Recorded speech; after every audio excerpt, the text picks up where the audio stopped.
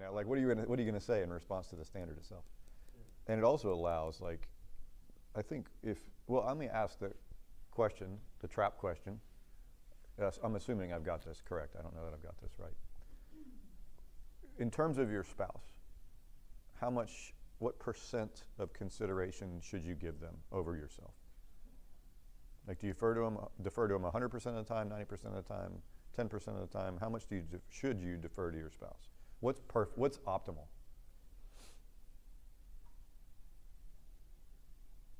Well, optimal would be each of you deferring to each other 100%. Yeah, but think about the practicality of that one. Yeah, how can that work? So in some point, like you and your spouse are talking, and you haven't had a glass of water all day. At some point, you have to get up and go get a glass of water because your spouse may not be like, hang on, I'm sorry, I know we're mid-discussion. Have you hydrated today?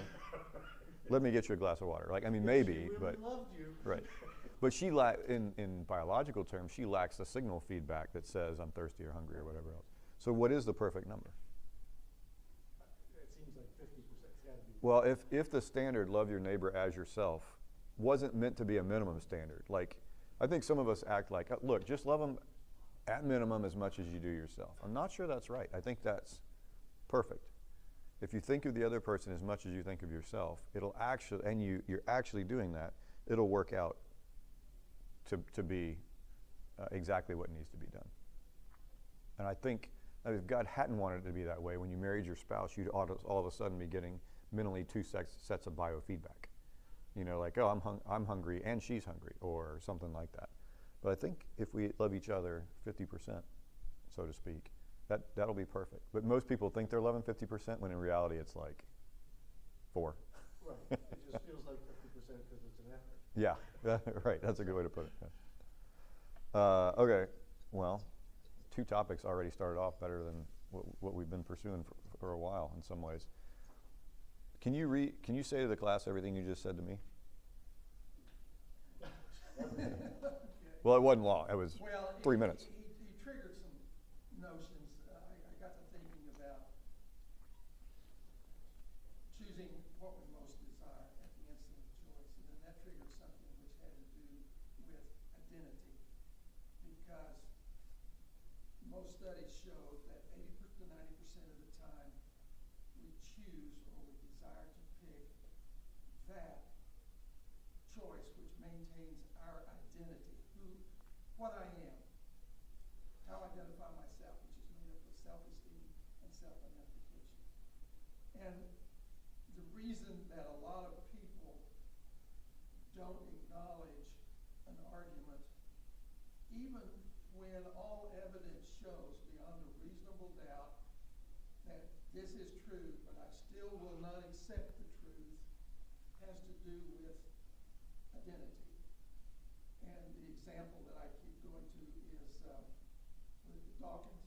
Yes. And where we had some of these famous debates in apologetics between Christians, gods, and atheists, and so forth. And even when the preponderance of evidence, rationale, the logic, everything points to a creator, they still would not accept it. And my conclusion is, I haven't found any evidence to this, is that the reason they won't accept it is because that's their identity. That's who they are. That's what they've been all of their life. And for them to make a change would change who they are, what they are, what they represent, what they stand for, and therefore they won't accept it. And it's the same way with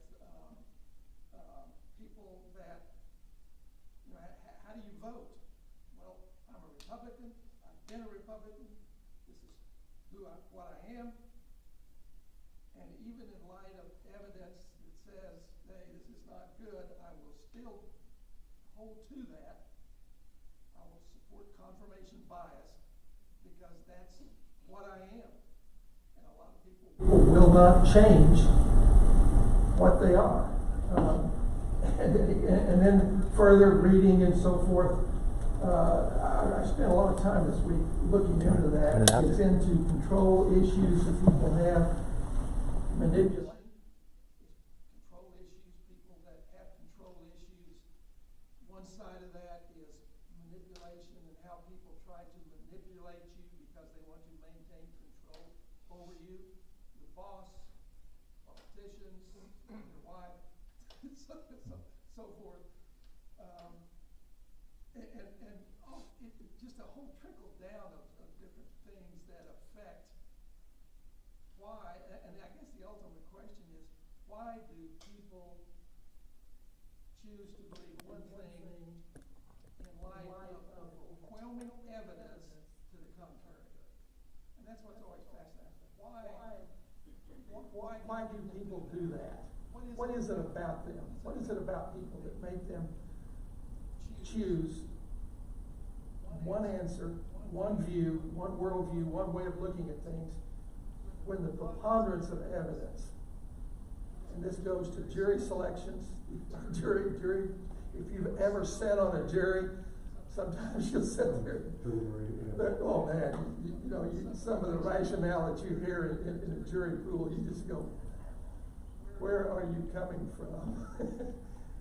And it's even kind of, this is a little stuff, it's even led me to change my behavior. Used to, I always thought, well, I'm smarter than the average bear. I can think quicker, faster. I read more. And so when I hear somebody say something that I think is untrue, I'm quick to get in and assert. That causes confrontation and arguments. And lately I began thinking about this behavior, and I heard a pastor once say, he said, after a sermon, I hear all kinds of people come up and tell me things. And he said, I'll look at them, and I'll shake my head. And all the time in the back of my head, I'm thinking, where are you coming from? Where did you get that? I didn't say that. What did you think I said? And so now I'm getting more and more to where I take that attitude when I hear somebody say something. I'm not quick to jump in their face, that's wrong. Because that's the way I was raised. If you hear something's not right, you correct it. No, just kind of let it go and kind of go on. Which leads to another argument, is it better to be right or to be kind? And now I'm moving from the right side of the fence over to the be kind side of the fence. And it saves a lot of arguments in my family. How does this dress look? Oh, it looks great. Well, yeah. Okay, let's talk about it. I've been married 53 years now. I know how it works. Does this dress make me look fat? You look marvelous. Can I? But that's what I was talking to him about. Why do people not change their mind in the light of overwhelming evidence? Why do not accept? For me, I the other became side of the argument. Christian when I was 21. I wasn't really interested in the argument because I had my mind made up. And my mind was made up because I didn't want somebody else telling me how to live my life, And as you were talking, I was thinking, the fear is that the somebody else is going to make me a slave, dominate me, overpower me, just be my boss. If I had known back then what the relationship really is, there'd be no, I wouldn't care about the evidence. It's like the relationship is more important than yeah. salvation. And I was thinking, like, as you witness to somebody, that may be the place to start, to say, before you resist this, thinking that there's going to be some power telling you how to live your life every day, because that's not my relationship with God.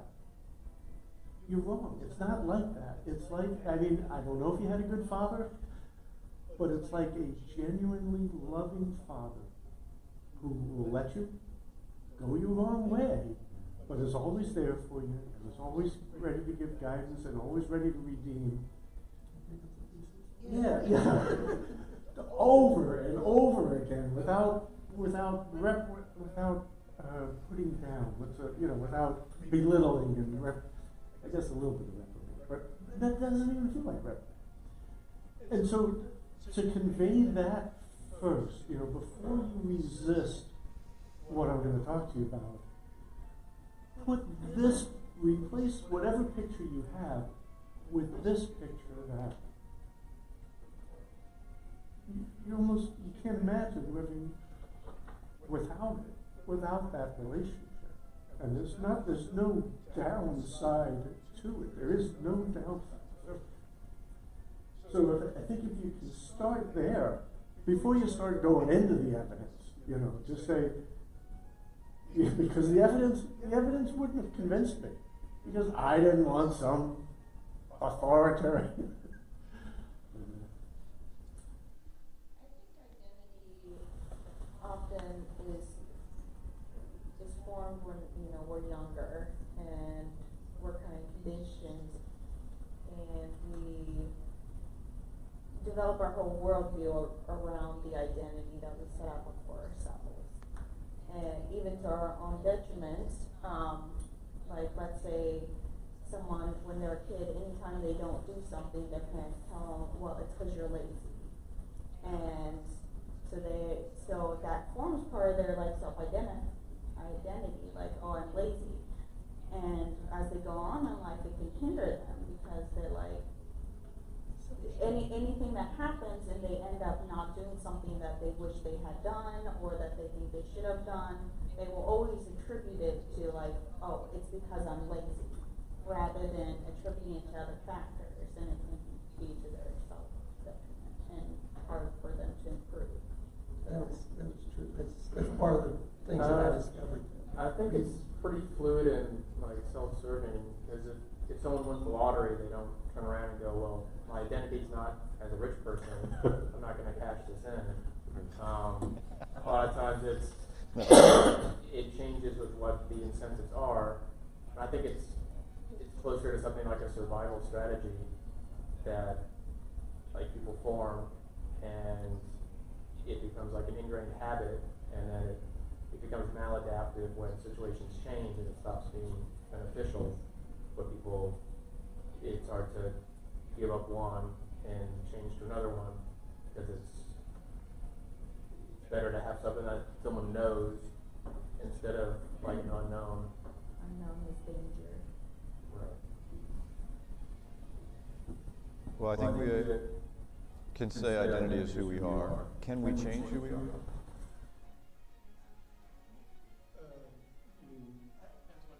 Can we change what we do? And isn't that what we are? I mean, I break that down into two parts. The who we are the things we can't change. The what we are the things that change daily. I can change what I am. Well, you can't change what you are in terms of being a human being. You can't change what you are based on. Well, is who you are a human being, or is? That's what I call the who's. The who's are the things that I cannot change.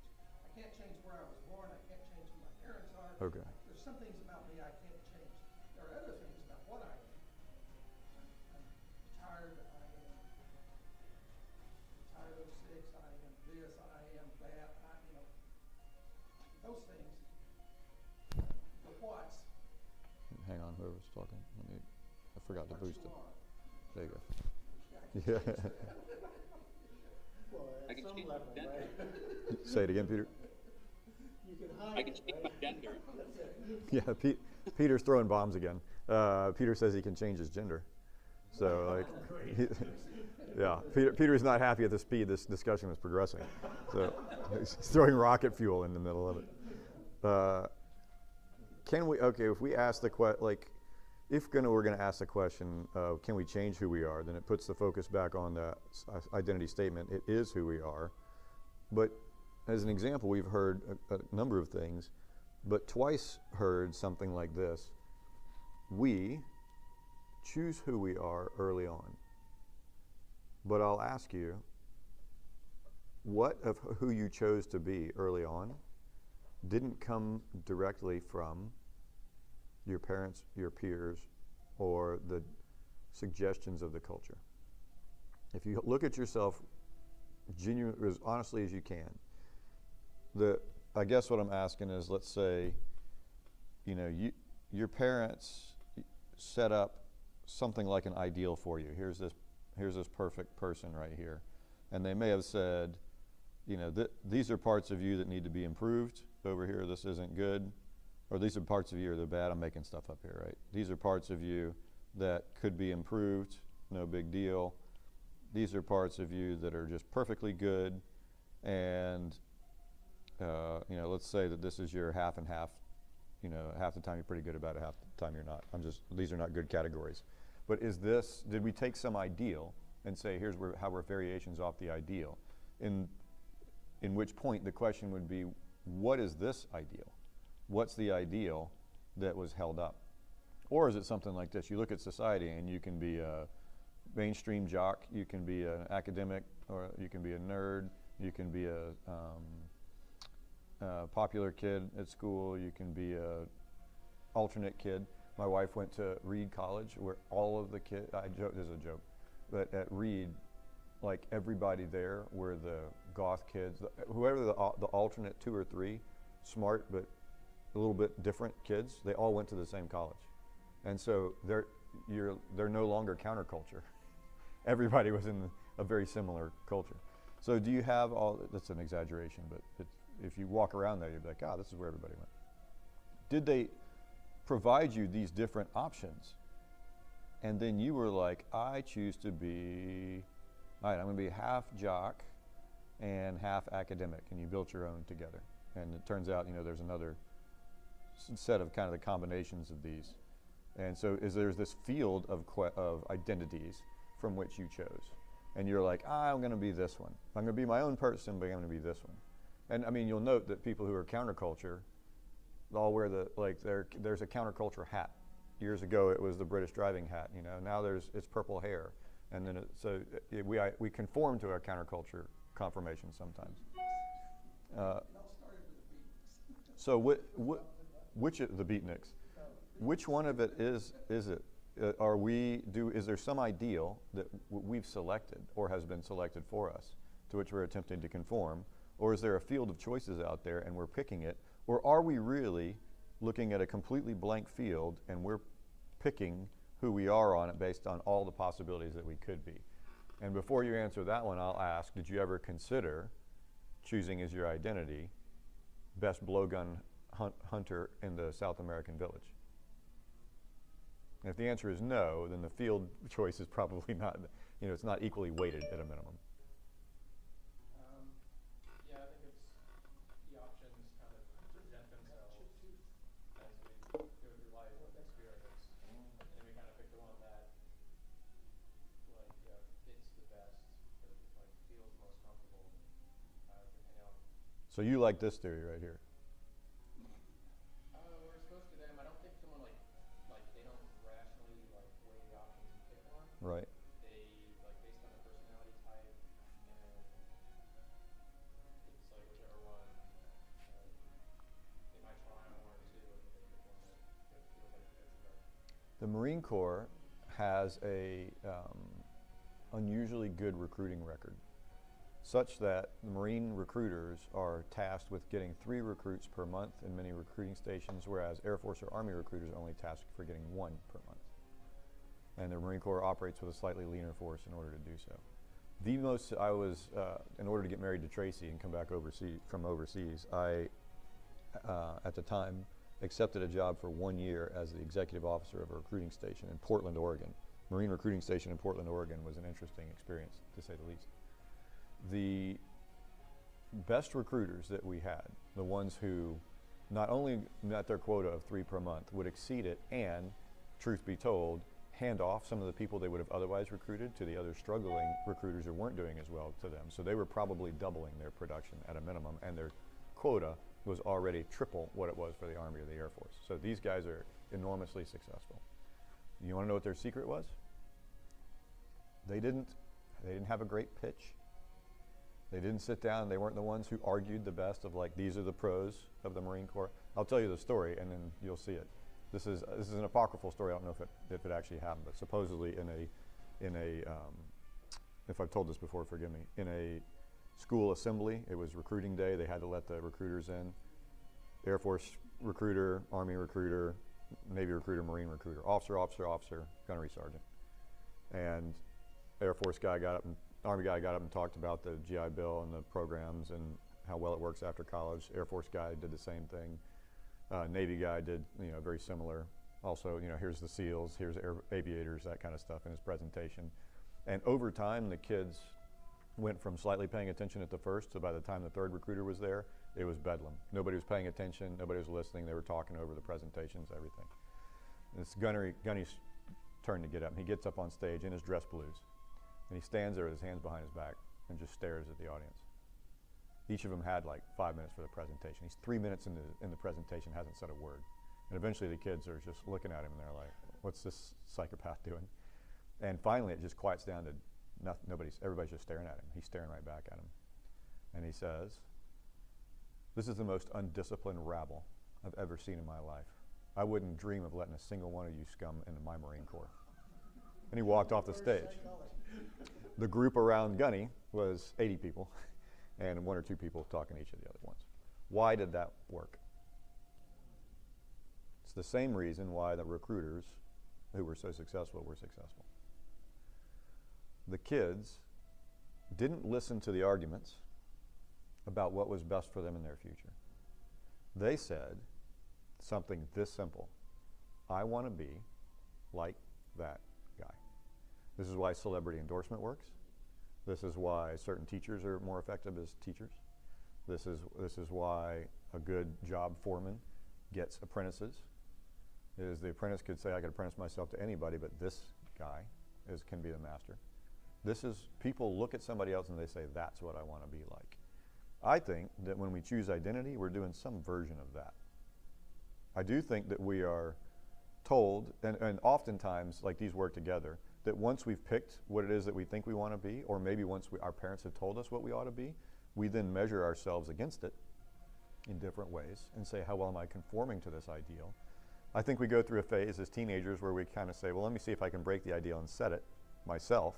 Then it turns out that these ideals are ones that are archetypal and have been established for so long in humanity that they actually vary less than I think that we think that they do. That's what teens is about. Yeah. Grocery stores first started bringing out the carts. Yes. Like most people didn't want to use them. It was like big characters or something, and there was a version to it. So they just hired like attractive actors pretending to push carts around, and people just scan the environment and they're like, well, attractive people are doing it, so it's okay to do it. And they just copy what they see. Yeah, if you ask the question of like, why were commercials that cost $1 million a minute or whatever they do in the Super Bowl, why do they pick pretty people to do it? All right, it'd be easier to just hire somebody else on the street. There are probably more talented people out there, but it's something about like, that's who we want to see ourselves as, and that's who we want to be. I think, to me, a lot of it has to do with a reconciliation, let me put it that way, between what genetics tells me that I am and can do, Yeah. and what I desire. I look at an image and say, boy, I'd like to do that. I can look at a baseball player and say, I'd like to be like that guy. Growing up, Mickey Mantle was from Commerce, Oklahoma. Allie Reynolds, a famous picture, was a coach for a team I played against. That was the image. I want to be that. Well, after I progressed so far, I realized, hey, I'm never going to be a Johnny Bench. Johnny Bench played on the other team that I played against, and he was Johnny Bench, famous catcher. I can't say he was that much better. He was just more focused, more dedicated, more concentrated to be where he wanted to be. And I could practice 24 hours a day, and I'd never be a Johnny Bench. Same way with golf. I'd love to play golf. If you grew up in the Southwest, man, you better play golf. You're not going to be a very successful businessman. I'd go out and I'd be lucky if I could get less than 100. And there's some guys I watch go out, and the first time out, they break 90, and I'm thinking, man, that's just not my sport. So genetically. But in the case of Johnny Bench or this great golfer, why do you want to be those guys? Because of the image that they represented in my mind. Which is what? Like, what was attractive about that image? He used the word attractive. Let's say that. Self-esteem, I'm trying to guess. It satisfies some need that I have. What need, though? What need? What need do you want that being a great golfer? Recognized, to be successful, recognized as a success for something. Oh, there's something in us that we want to be. So define success for me in these terms, because presumably what you're saying is, I would like, yeah, but I would like nothing better than for the world to recognize that when it comes to hitting a set of rubber bands bound up by a plastic shell in it into a hole, there is no greater than this man right here. Right? I mean, talk about accomplishment. I can hit a ball in a hole from 250 yards away. I must be the greatest of all men. Like, it doesn't seem to make sense. So why? Who cares? Oh, there's something about me that does. I don't know. Well, for me, I tried to enlist in the Navy because my dad was in the Navy, and when my dad was able to be like my dad, and I also want to show other people that my dad was a good dad. Ah. Because if his kids did what he did. It must be a validation of what he did. Yes, okay. So she enters into it not only her own considerations, but also the love for someone else and regard for someone else. Thank you for complicating the otherwise simple thing that I was trying to put together. What did you care about? Well, you said it a little bit. What did you care about for you? What did you want for your dad, and what did you want for you? So he says success. Self-esteem. And self-esteem. But why is this? I'm asking the question why self-esteem was linked, and your definition of success were linked to the ability to hit a ball in a hole from a distance. Self-esteem is some basic need that I have. Yeah, but how does being a great golfer accomplish that? Because I look to that great golfer.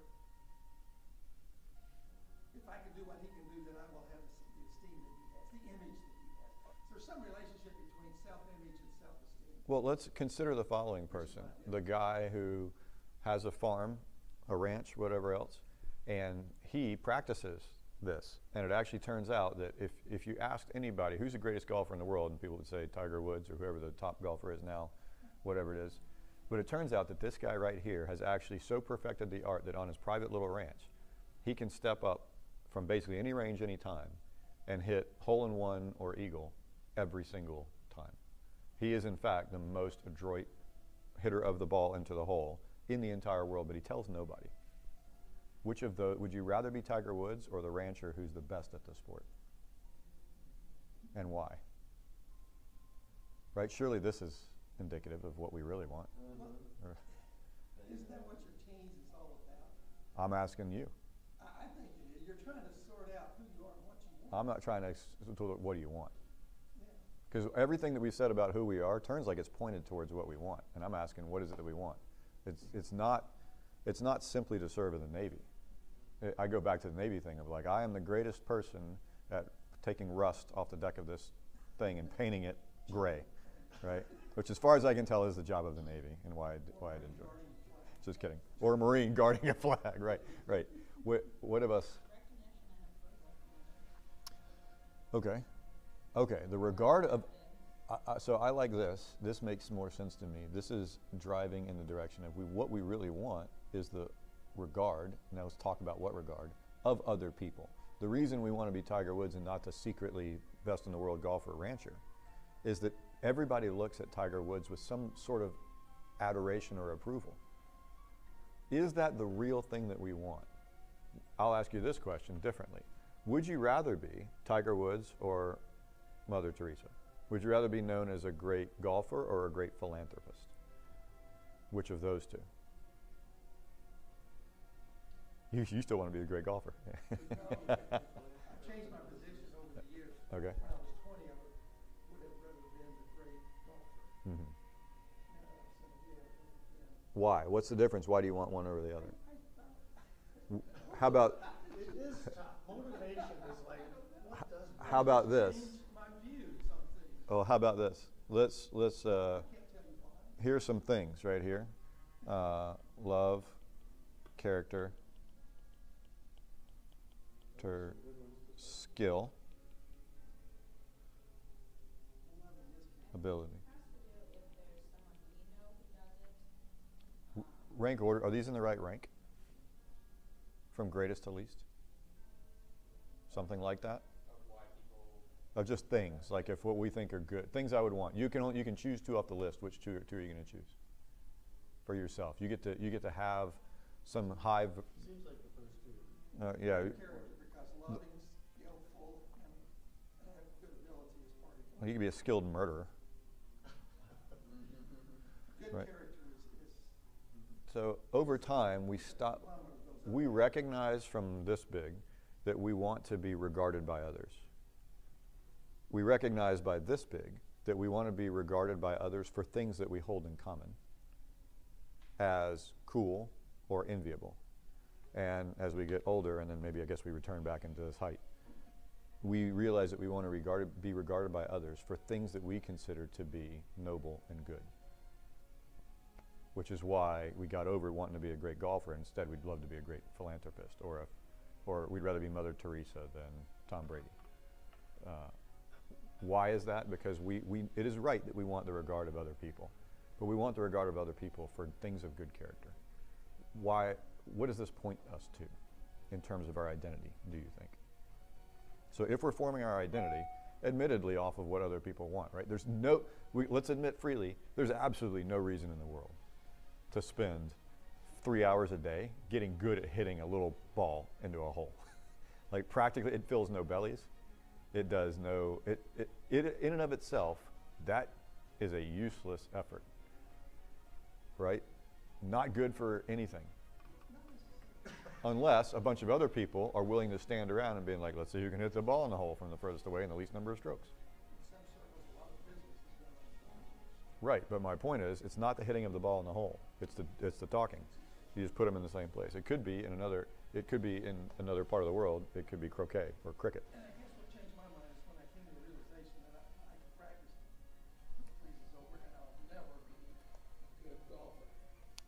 Right, but So then I kind of found out what I can do and be successful. So as time goes on, I come to the realization but presumably you what my abilities are. But presumably you use your abilities to say, how can I get more people to regard me in a higher status than the one I currently have? We're all chasing status, but status of what? Status can be on, off. Status can be good, bad. Status can be healthy, unhealthy. What status are we pursuing?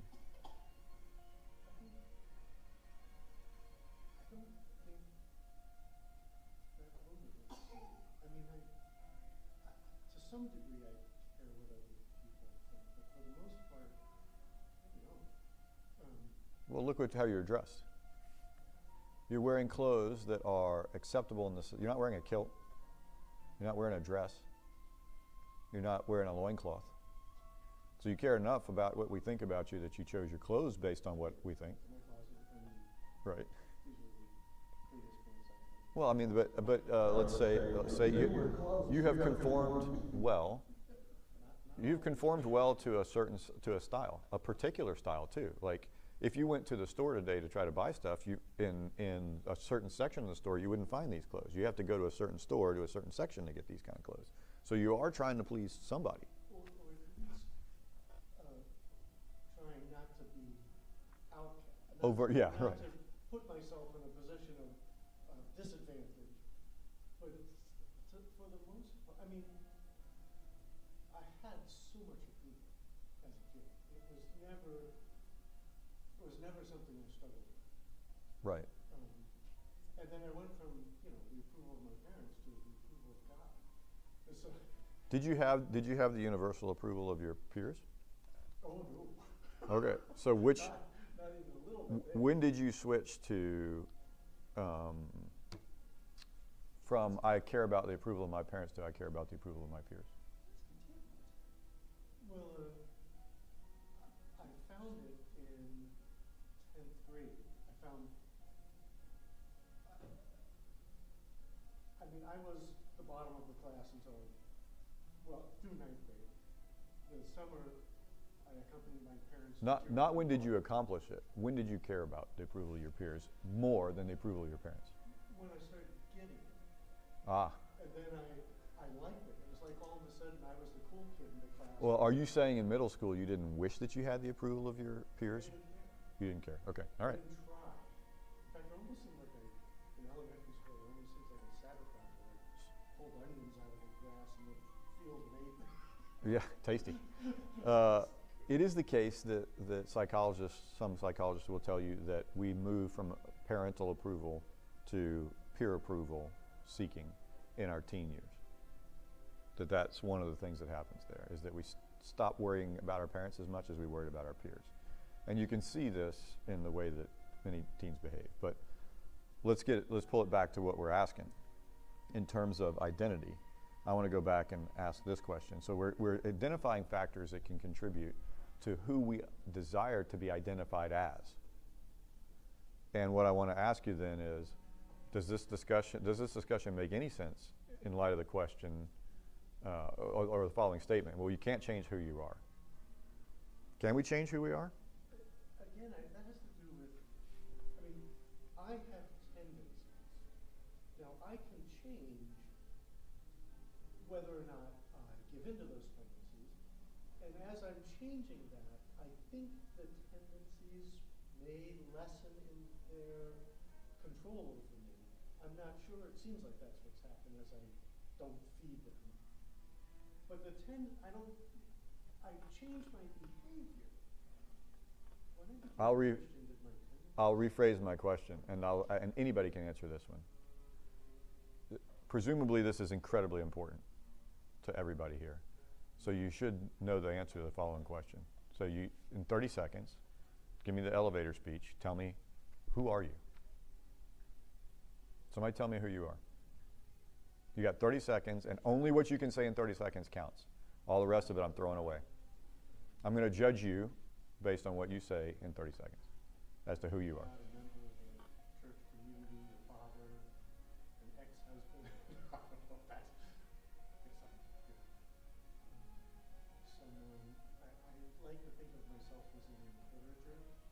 I don't interact with people much, so there's not a whole lot of encouraging that goes on. That wasn't 30 seconds yet. So I think satisfied with that answer. Are you? Okay. In all of history, like you get to write it on a tombstone, so tombstones were the original tweets, right? You had very few characters, you had to get it all done right there, and you can sum up your entire life. So, what's... Yeah. Say again, Steve? No, just usually it's the case. Yeah. That's all there is, yeah. You mentioned something like when we're very young, we try to please something like Yeah, we our go from wanting to please our parents to wanting to please our peers.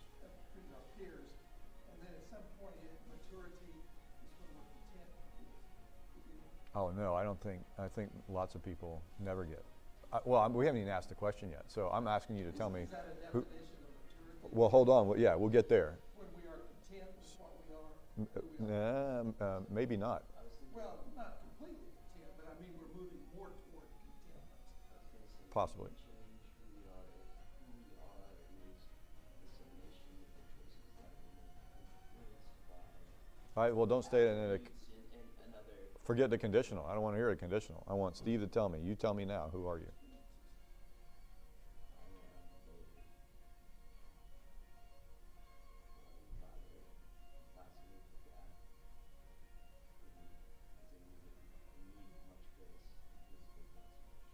Okay, so what Steve has elected to do, and I'm not blaming him for it, in fact, it might be the right thing to do.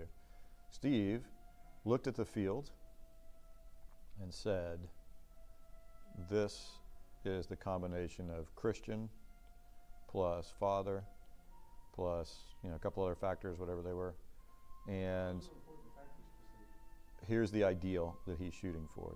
Steve said, this is who I want to be, and now you could probably, we won't do this to poor Steve, but we could probably be like, all right, Steve, how good a father are you? Scale of 1 to 10. Where are you good? Where are you ideal? Where are you suboptimal? How good a husband are you? How good I forget the other, how good an ambassador of God are you?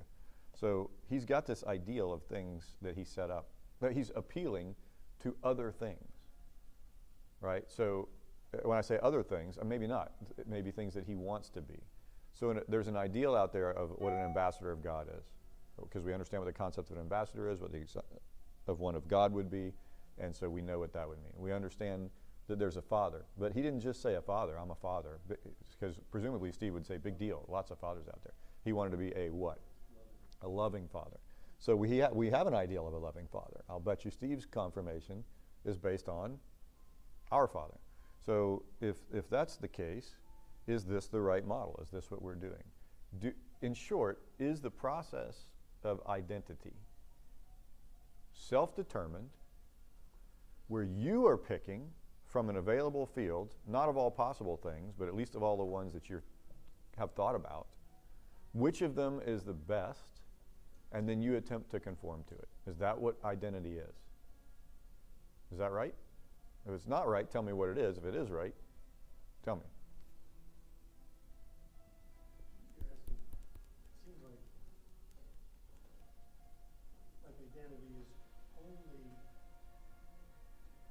what we decide it is. Yeah, do we get to choose who we are? Now, Bill has laid out some limitations. Like, I'm not going to choose to be a great linebacker, right? Just not equipped for that. But that doesn't mean, it may not be a great NFL linebacker. But what I could be is, for his ability, he's a great linebacker. If you don't think that makes sense, consider the Paralympics. Sled hockey. There's guys who play hockey don't have legs, and they're incredibly skilled. Basketball, wheelchair basketball, right? They're not going to get crushed by, not an NBA team, by a high school team out there. But you put them against similarly abled people, and they're the absolute best in the world.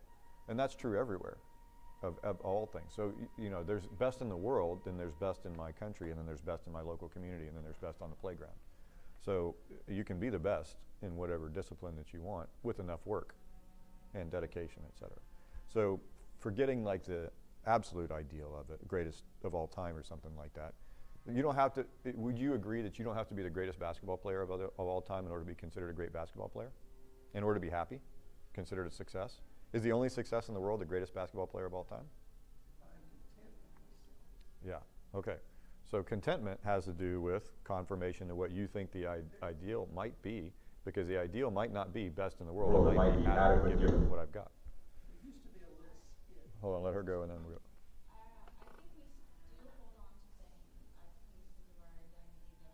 Not good, and sometimes we know it's not good, but because that's what we were told, as my example before, like constantly being told when you're a kid you're lazy, when you're an adult you have trouble letting that go. And and some people, even to bring to like extremes, people who as adults identify as gay or something, when they were kids, if they were being like flamboyant or something, people would tell them like, oh, that's gay. Oh, you're this. And so as adults, they take it on as an identity. And everything. A kid dressing up flamboyantly doesn't mean that they're gay. But with that, so. Ashley, you got a hot mic.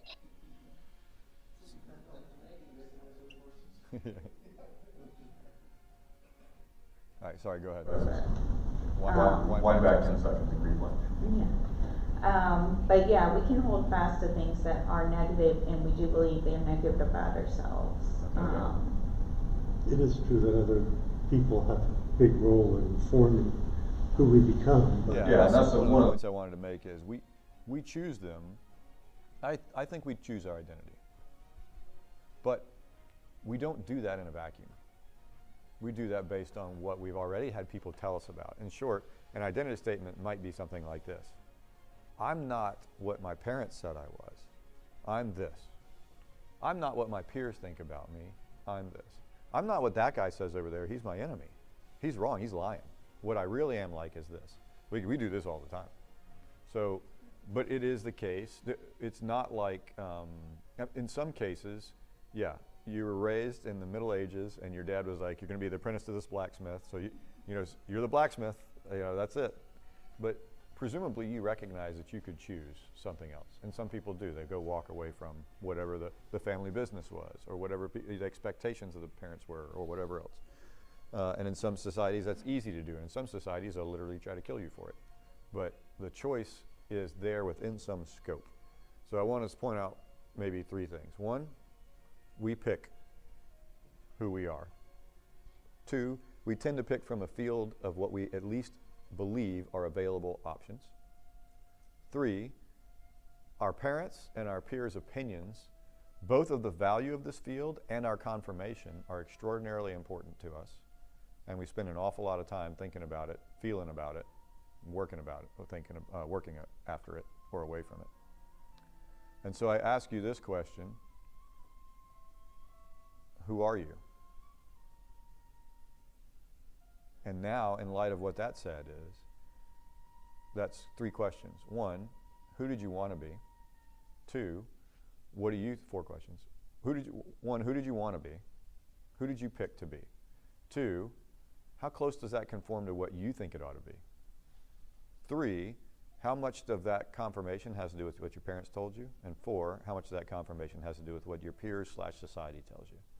Because I'll bet you, even guys like me who are extremely counter-authoritarian, so if you want me to do something, the first thing you can do is basically say, there's a rule that says you can't do this. It's an arbitrary rule, I made it up, but you're not allowed to do this. My first thing is going to be like, let's see how we can break that rule. So even as counter as I am, my peers in college, which is a place where we're looking for acceptance, one of my closest buddy asked the colonel, why does Scott not care at all about his peers' opinions? Like, that was on their minds. Like, the whole parachute team was doing something. I'm like, that's dumb, I'm not going to do it. Like, I was counter confirmation. Even somebody whose personality is as extremely driven as mine was, I still care very much about what other people think. And I can tell you that I don't, but I will, in the end of the day, act like I do. Because I too am wearing stuff. In fact, I'm wearing what my wife dresses me in. Right? So we know how much where my confirmation comes from. But my point, consider all 4 of those factors. But now you have to decide for yourself. Steve stated, he said, I've told you what I picked. I picked this guy right here. That's who I want to be. Now, is there a special Steve version of that he's trying to conform to? Yeah, I mean, I see nods. So the idea would be, yeah, Steve. To some degree, he's unique. Yes. And isn't that what we really want? So imagine you're standing in front of God, and tell me if you could hear anything better than this. You perfectly instantiated, did, and were who I wanted you to be. Right? I mean, wouldn't you just fall over and be like, that's it, I'm in heaven. You don't even have to, no mansion necessary. Right? That's it. That's it. You were exactly who I wanted you to be. You conformed perfectly. And you would be like, I protested, but I didn't do this, I didn't do that. And you're like, he's like, I didn't give you the abilities to do that. I gave you 5 talents, you made 5 talents more. I gave you 2 talents, you made 2 talents more. He does not choose the 2-talent guy, and basically, the 2-talent guy is not like, I can't believe I didn't make 5 talents. He's like, I did as well as the 5-talent guy did. It's relatively easy to be good at football when you're built like Tom Brady and you have his abilities, right? Big deal. I mean, yeah, a lot of discipline, a lot of that kind of stuff, but comparatively, like the best Paralympian football player ought to be equally proud as Tom Brady is, because given what he or she had, they are as good as Tom Brady did. This is why God gives us the scale that he does in the parable of the talents, okay? That's what we want. That's what we really want. No, none of us really care about being Tiger Woods. We actually care more about being the best in our foursome, wouldn't we, right? Like I've recently gotten to hockey. I don't care about being as good as an NHL hockey player. I care about being the best goalie at this little tiny rink over here. Why do I care about that? No good reason, but I leave this to you in pondering of identity. So identity is so important that the Winships, who are, and have some history with this church, their whole job now is, I think they run something called, I'm going to get this wrong, so if this is wrong, I think it's identityexchange.org or something like that.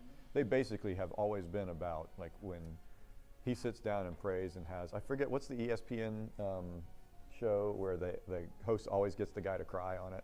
It's like famously, it was referenced in a movie. I don't know what it is, but like the Winships will sit down with the hardest human beings on the planet, gang leaders, super drug dealers, all kinds of people, and they will pray with them. And the one thing that Jamie does is like ask God to tell you who you are, and it's all about identity. And then they'll say something back, and they'll burst into tears, and it's just 5 minutes of crying and praying and all this other kind of stuff. And this question alone is so central to who we are that when we feel we nailed it, there is no better feeling in the world. And when we feel like we're off from it, there's no worse feeling in the world.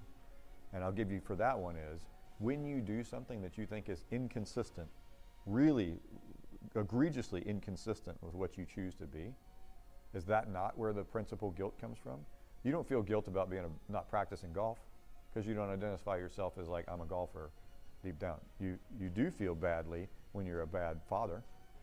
And you do something where you're like, yeah, that's a bad, if I saw that from the outside, I'd say that's a bad father. Well, I just did that, guilt, right? You're not worried about violating Torah because you don't see yourself as a Jew. But if you're unloving as a Christian, you'll presumably feel guilty about that, okay? Both of them were commands from God. The question is, are they commands to your identity? That is all I know about identity. But I will tell you that that is incredibly important in motivating everything in your life. So your question is very interesting. If you were standing before God and said, you are exactly what and who I wanted you to be. So then what does the Bible tell us he wants you to be? And it tells us that God wants you to conform to the image of his Son. That's the idea. Yeah, but does he say to you're exactly what I wanted you to be? Is he going to look, let's say that he said that about Steve.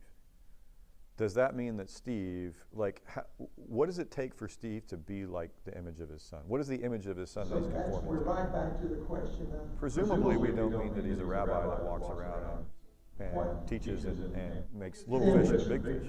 What is image? Yeah, what is the image of Christ that we're conforming to? And we, Jesus, I think some people were taken aback when, what's the very popular Netflix or whatever version that's out now? The Chosen, is that right? Yeah. The people looked at that one, or there was another movie that had come out within the last decade or so, where Jesus was not depicted like he normally is, as usually a European guy with a white robe and a blue sash kind of thing, right? It was a much more, as far as we know, accurate to first century Second Temple Judaism kind of looking guy who, when you looked at him, you're like, dude's just average looking. He's an average looking guy. He wasn't attractive. He was he was a 5. They picked a 5. Why'd they pick a 5? Well, because the Bible seems to say he didn't have any grand, stature or appearance that we would be attracted to him because he was beautiful or anything like that. It was just like you had to be attracted to him for the right reason because he was right in the middle of the curve. And some people, I think, took that amiss and then probably realized on prompt reflection of like, okay, that's more accurate. So Jesus was perfect for who he was. Nobody held him responsible for not being better looking. Nobody held him responsible for not being a great golfer or not being the most popular guy there. The image that he's conforming to is the Father had identified an identity for him to conform to. And his confirmation to that identity, not your will but mine. That's the ideal that we're shooting for. But the question then, what that implies, and this is what the Winships are trying to get after, is that God has something special and unique for you. So yes to the bracelet of what would Jesus do. But Jesus' task was different than yours, wasn't it? Jesus' task was to come and die for the rest of the world. Which one of you guys is that your task? Nobody. If you think that, you're probably mentally ill. Because that's a Messiah complex, and you're not the Messiah. So who is it that you have to be? So it's not come and sacrifice yourself physically on a cross. What is it? What is it that we're supposed to conform to? It's like identity is related to the idea of like good and bad, in the sense of the same way people would complain about an idea of objective morality. and then it's like imposing morality on people that they'd rather be subjective morality. Yeah. We can also have a sense of an objective identity that's imposed on us that people don't want and would rather have completely Wait, subjective. can you say that again? Say that last part again. We have. I thought you said we have an objective identity. Yeah, I would say we have elements the same way like we have objective morality. Yes. We would have an objective identity Yes, yes. that's imposed on us that people would rather Not have a subjective identity that's up to them, and it's not something that. Well, he very philosophically said the following thing. God, if rightly done, God picks who we ought to be. He's saying, a lot of people say, I'd rather pick who I ought to be. I don't think he's... In this world, like we're, I guess, children of God, whether we want to be or not. Yeah. It's like, this is part of your identity that you have, like, objectively. Challenge to that. How about we say that that's the identity that you ought to have? And that what people say is, so I'll ask it this way. Let's pretend this model is right. I haven't heard any major argument with it. Let's say this model is right. And I said you got to pick from which one of these you wanted to be. I'll ask the question differently. Which one of these ought you be? Which one of these ought you be? Steve probably picked ought, didn't he? Like it was, Steve did not have in there great soccer coach. So he's a soccer coach. He didn't pick that as his identity. Why not? Well, he doesn't think that he ought to be a great soccer coach, but he does think he ought to be a loving father. So he picked ought. So ought, you're saying ought. There's only ought if God says what you ought to do. Yeah, say like if our beliefs should correspond to reality. If there's a greater reality above morality, and if identity is found in relationships too, there's, I guess, subjective relationships. Yes. If it's like these are your biological parents, it's like no, they're not. It's like, well, it's like yes, they are, but it's like you can have different opinions about it, but that's the fact. Right, and there's an implied duty with that in some degree too. Okay, all right, I buy that. Did I see a hand up? Was I missing something? Okay, I'm hallucinating.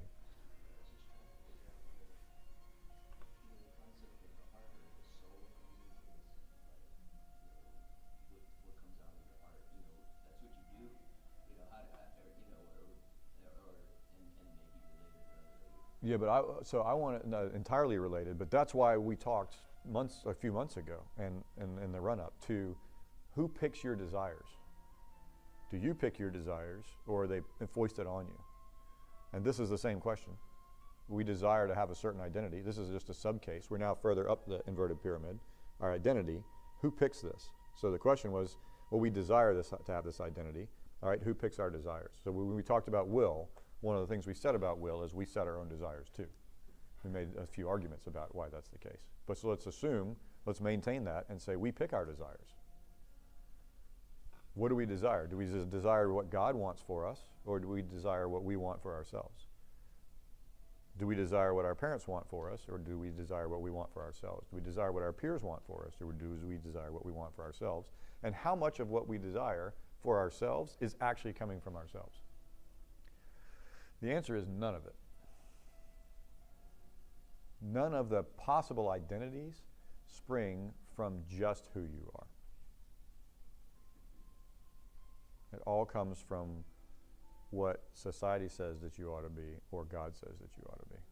Because there's just nothing left on the field. Tell me somebody who's picked a completely unique identity with no regard or overlap with what God says that you ought to be or what your society or peers say that you ought to be. Right. It doesn't even seem like it's not feasible unless you, like maybe you could sit and think of some really weird abstract thought that nobody's ever thought before. But Like the example we used before, like the alternate kids, they're almost the same. right. Like, okay, very alternate. Right. So why is it that if you get a group of goth kids together, they're all goth? They all look like you guys coordinated your outfits, right? Or it's always exactly. In the 80s, it was the kid that wore the hat. There was always a kid with a hat. He was the alternate kid. Right. So what question are we asking here?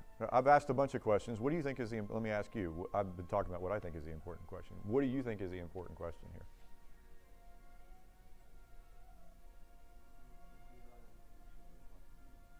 Yeah. Okay. So are you satisfied with your answer?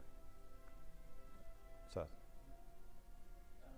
Well, I would just say, I think people can change when they change their moral beliefs, which is rare for most people. Yes. Because like the default is, if like most people in society are yelling at me and are upset, that must be unloving because I'm probably most people in society stressed. Right. So I'm not going to do that because it's unloving. But it's like, oh, like there's this greater like goal that I found that is now greater than people's disapproval. Yes, that is right. Right. Okay.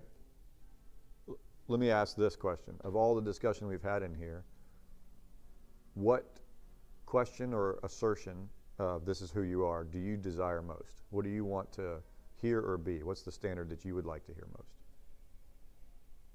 How do you know you succeed? How would you know you nailed it? Okay. Or, do you like the way that I put it? You are exactly what I wanted you to be. So if you can think of a higher standard than that, tell me. Now, assuming you can't, which is, because all that is another version of well done, good and faithful servant, how are you going to know what that is? Who's got to tell you? Like, you can't know, how are you going to drive to that goal if you don't know what it is? So there's an unknown here. What's the unknown? Say it out loud. Who does God want you to be? This is extremely important. Who does God want you to be? How do you find that out? Okay, but let's say that you have the experience that 99% of people have when they ask God. What do you think 99% of people have when they ask God? Who am I, Lord? Please tell me. What do they get back? Silence, or some sort of mental subset of thoughts that you would have some difficulty parsing out whether that came from God or whether that's residual parental approval, blah, blah, blah. Okay, so sometimes somebody shows up and says, "Hail Gideon, leader of the armies of the Lord," kind of thing. You're like, "Oh, okay, well, this guy told, that I presume he's got it right." So absent that, though, what's the right way to find out? Or do we give up too early? Or are we not listening right? Or